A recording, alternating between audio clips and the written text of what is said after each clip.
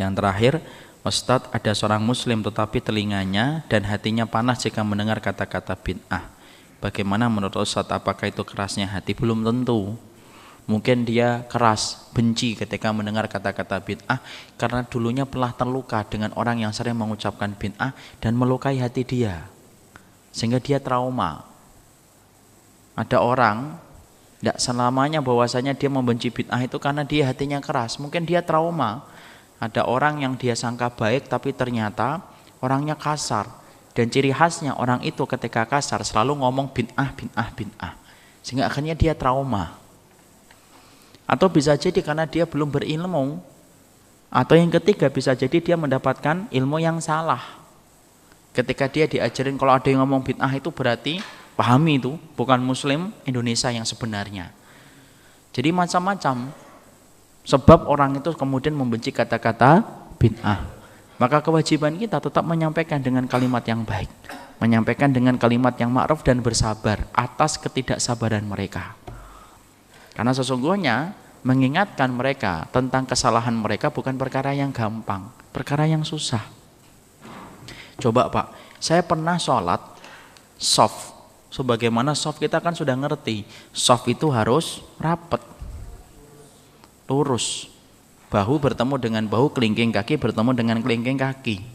Tapi Masya Allah sholat, gara-gara saya menempelkan kaki saya dan bahu saya kepada beliau, apa yang dilakukan oleh beliau? Beliau tendang kaki saya. Dan itu diniatin benar. Jadi beliau berhenti, tendang. Masya Allah, saya kaget. Itu hampir kepala itu berasap untuk menahan marah. Tapi kemudian saya mencoba untuk kemudian husnudzon. Sujud, di mana sujud itu kan akhirnya ketemu tangan dengan tangan, siku dengan siku kan ketemu, otomatis. Tidak bisa kita ini kan. Itu dia bangun dari sujudnya hanya untuk mukul saya. Jadi 2 kali saya dipukul. Jadi Masya Allah, sampai akhirnya saya itu selama sholat itu mikir luar biasa. Entah khusyuk atau tidak saya nggak ngerti saat itu.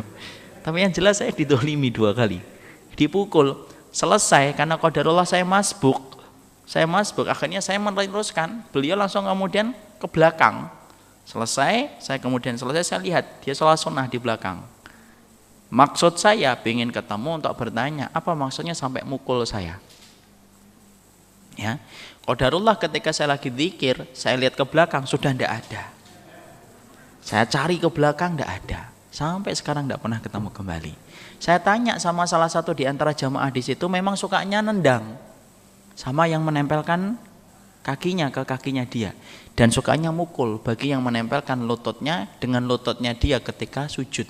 Dan itu bukan hanya saya yang jadi korban, yang lainnya.